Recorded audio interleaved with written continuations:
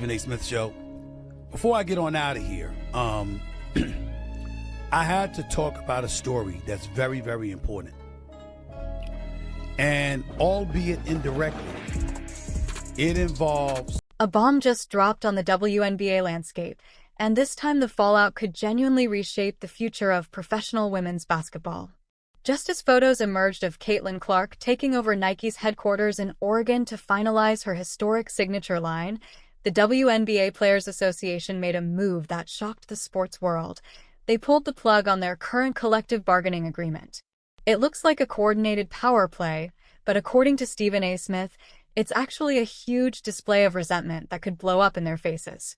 The timing is too convenient to be accidental. The league's brightest star is locking in her... Of the league spots rise in popularity, other college stars such as fellow 2024 draftee Angel Reese and more recently Paige Beckers also brought in significant followings. I will argue the Paige Beckers thing because Paige Beckers can't draw no ratings in Unrivaled. Paige Beckers had the third lowest attendance in all of the WNBA in Dallas last year. I don't believe Paige is the big star y'all try to make her to be. I just think Paige is a great basketball player, but that's just me. It became clear Clark was sort of financial future on her own, while the rest of the league rushes to rewrite the rules to grab a slice of the fortune she helped create. Insiders say the anger behind the scenes is real, and the jealousy that's been simmering all season is about to erupt into a brutal boardroom battle. Let's dive into the chaos because the stakes here are enormous. The WNBA Players Association has officially opted out of their collective bargaining agreement 2 years early. For anyone who doesn't follow the business side of sports, this is the nuclear option. This isn't a simple renegotiation or a request for upgraded travel. It's the players tearing up the entire rulebook and demanding an entirely new financial structure. They looked at record-breaking ratings, packed arenas, and the media frenzy that defined the season, and decided... Weeks later, yeah, some teams was flying private on back-to-backs. They was flying private for the finals.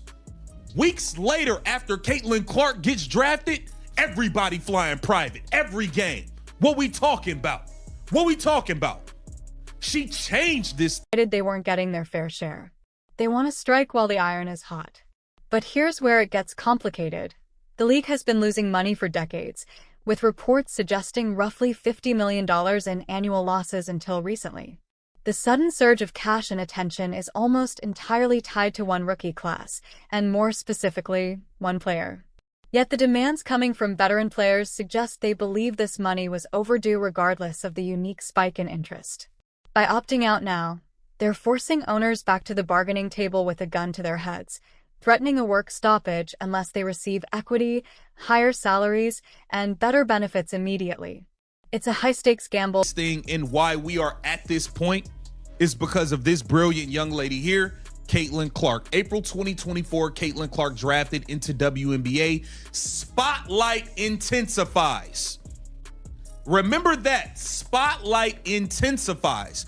Fresh off a record-breaking senior season at Iowa, Clark was drafted #1 in the 2020. That assumes WNBA popularity is permanent rather than a wave driven by a specific phenomenon. While the union was busy drafting legal paperwork to demand more money from the league, Caitlin Clark was making business moves that don't depend on a collective bargaining agreement. In a moment that highlights the divide in the WNBA, Clark was recently seen at Nike's world headquarters in Beaverton, Oregon. Not for a photo op, but to work. Reports indicate she's deeply involved in designing her signature shoe, the Nike Caitlin 1, and planning upcoming apparel lines. That visit represents everything the rest of the league is chasing: true market value. Clark isn't waiting for a union to determine her worth. She's building her own economy. The deal she signed with Nike is rumored to be worth $28 million over 8 years, dwarfing her WNBA salary. It creates a striking contrast. On one side, you have a player pushing the business forward with global brands and products that will sell out instantly. On the other, you have a league of players opting out of their contracts in an attempt to capture the value she helped generate. The optics are impossible to ignore. While the league is squabbling over a larger slice of revenue, Caitlin Clark is building an entirely separate empire. That contrast fuels the idea that the resentment toward her isn't just about basketball. It's about the financial gap rapidly widening between the chosen one and everyone else. Stephen A. Smith didn't hold back when he discussed this on his show, essentially confirming what many fans have suspected all season. There is a real, simmering anger beneath the surface of the WNBA. He called out the hypocrisy of players who spent months targeting Clark physically on the court and criticizing her verbally on podcasts, then turning around and using her success as leverage for a bigger paycheck. Smith warned that you can't have it both ways. You can't treat the golden goose like an outsider, haze her at every opportunity, and then expect to profit from the golden eggs she lays. He argued that the veterans are misreading their leverage, acting as if the league's recent surge is simply the result of their collective work over the past 2 decades. While their efforts laid the foundation, the business reality is that the exponential growth curve only began when Clark arrived. Stephen A. emphasized that the owners know this. The TV networks know this. Nike knows this. The only people who seem to be in denial are the players who are angry that the spotlight and the money aren't being shared equally. He called it envy disguised as fairness, and warned that if the players push too hard, public sentiment will turn against them. To understand why this negotiation is likely to become so hostile, we have to look back at the season that brought us here. The jealousy narrative isn't something Stephen A. invented out of nowhere. We watched it unfold in high definition. We saw the hard fouls, like Kennedy Carter's hip check, which had nothing to do with basketball. We heard dismissive comments from legends like Cheryl Swoops, who seemed allergic to giving Clark credit for her records, and even appeared to misrepresent stats to minimize her impact. We saw the constant rookie wake-up calls that felt less like competition and more like hazing. That behavior created a toxic environment that turned off many new fans. These fans tuned in to see Caitlin Clark, and what they saw was a league that seemed hostile to its own savior.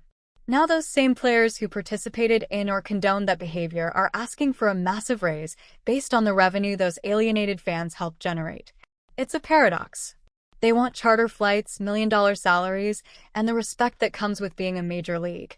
But they haven't stopped the petty infighting that drives casual viewers away. Stephen A. Smith's point is that you can't bite the players or biting the hand that feeds them and then asking for a second helping. The rage Stephen A. describes is the realization that no matter how hard they play, the market has already chosen its superstar, and it wasn't one of the veterans. Now the details of what the players actually want are starting to leak, and the list is aggressive. Reports suggest the union is pushing for a completely new economic model, not just a percentage bump, but a fundamental change in how the business operates. We're talking about players demanding equity in the league itself, meaning they want ownership in the WNBA. They're also pushing for massive salary cap increases, guaranteed charter flights for every game, which costs millions, and enhanced benefits like childcare and retirement. On the surface, these sound like reasonable requests for professional athletes, but when you look at the balance sheet, it tells a different story. The WNBA has been subsidized by the NBA for decades, and the league simply hasn't generated the profit to justify these demands in the past. The players are banking on the idea that the Clark effect is the new normal and projecting that ratings will stay this high forever. But what if they don't? What if fans grow tired of the nonstop drama and start tuning out? The league demands expose a huge disconnect between the veterans who believe they paved the way and deserve compensation for past sacrifices, and the harsh business reality that the money is flowing now because of a new era. It's a classic case of wanting the rewards without admitting where they came from. And that leads us to the most uncomfortable part, the golden goose paradox. The WNBA players' financial future is now tied to someone many of them openly dislike. It's a strange situation. Every time Angel Reese or another rival publicly criticizes Clark, they are effectively harming the very brand they want to profit from. Stephen A. Smith nailed this contradiction, pointing out that if you want NBA-level pay, you need NBA-level behavior, which means protecting your most valuable asset. In the NBA, when a superstar like Michael Jordan or LeBron James rises, the entire league understands he raises the value for everyone. They compete fiercely, but they don't try to destroy the brand. In the WNBA, the attitude has been different. There has been resistance to allowing Clark to become the league's face. You hear it in the "we all built this" rhetoric. While that may be true in a sentimental way, it's false in financial terms.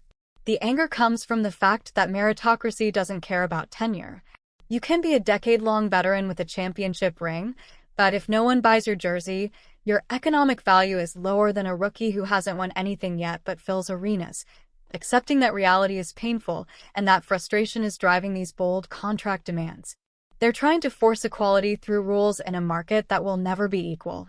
The risk is real, and the word lockout is already being whispered behind closed doors. If the owners look at the numbers and decide the players are asking for funds that aren't there, they could simply shut the league down. Imagine the disaster. The WNBA finally reaches global recognition, lands major TV deals, earns respect, and then misses next season because of a labor fight. It would be catastrophic.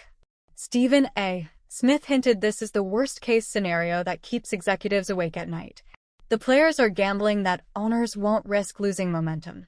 They believe owners are so desperate to keep the Caitlin Clark era alive that they'll accept any demand.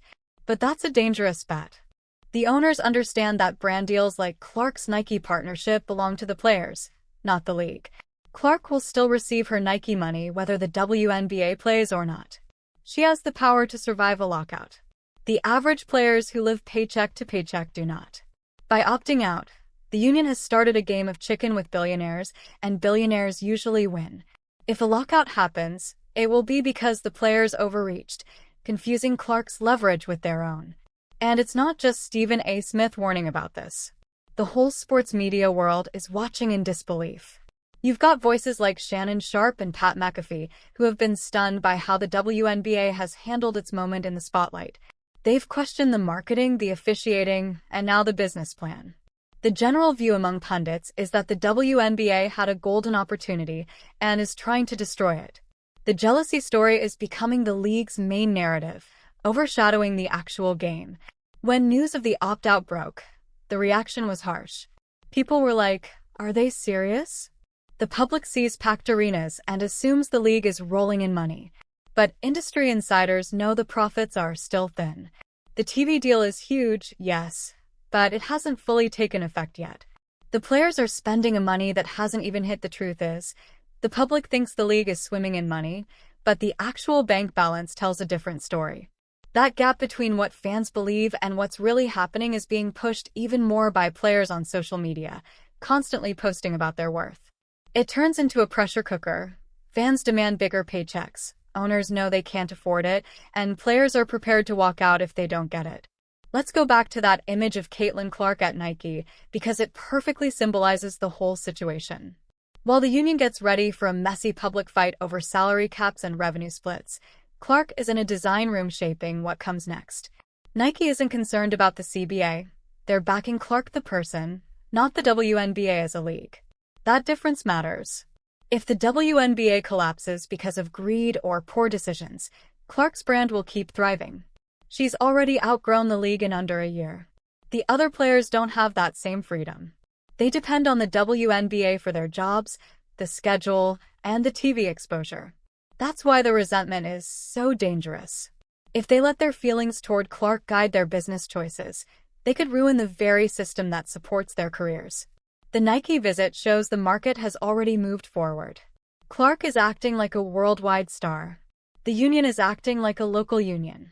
The gap in strategy and influence is huge.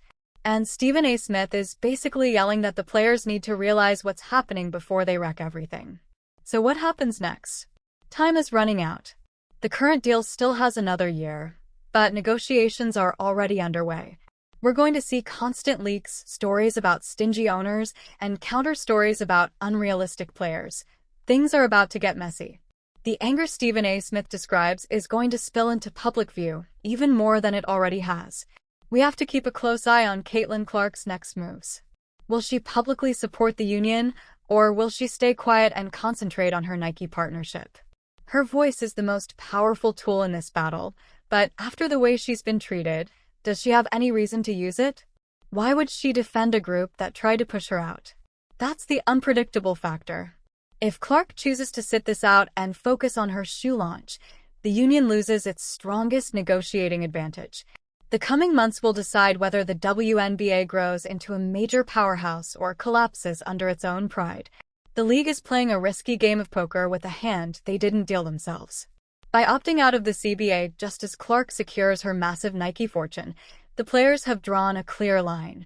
They want superstar pay, but the market is making it clear there's only one true superstar steering the ship. If the league and players can't find a way to divide this new wealth without letting envy eat away at the foundation, they could lose the biggest opportunity in sports history. The real question isn't whether they deserve more money, it's whether they understand who is actually writing the checks. The resentment is real, the stakes are enormous, and for the first time, the entire world is watching to see whether they fall apart or rise up. But that wasn't the full story, and what comes next will shock everyone. The owners understand that brand deals like Clark's Nike partnership belong to the players, not the league. Clark will still receive her Nike money whether the WNBA plays or not. She has the power to survive a lockout. The average players who live paycheck to paycheck do not. By opting out, the union has started a game of chicken with billionaires, and billionaires usually win. If a lockout happens, it will be because the players overreached, confusing Clark's leverage with their own. And it's not just Stephen A. Smith warning about this. The whole sports media world is watching in disbelief.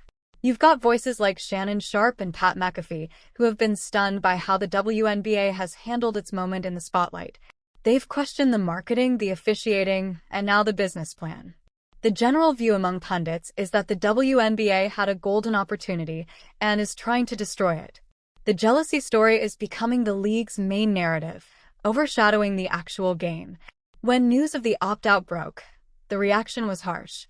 People were like, are they serious? The public sees packed arenas and assumes the league is rolling in money. But industry insiders know the profits are still thin. The TV deal is huge, yes, but it hasn't fully taken effect yet. The players are spending a money that hasn't even hit. The truth is, the public thinks the league is swimming in money, but the actual bank balance tells a different story. That gap between what fans believe and what's really happening is being pushed even more by players on social media, constantly posting about their worth. It turns into a pressure cooker. Fans demand bigger paychecks, owners know they can't afford it, and players are prepared to walk out if they don't get it.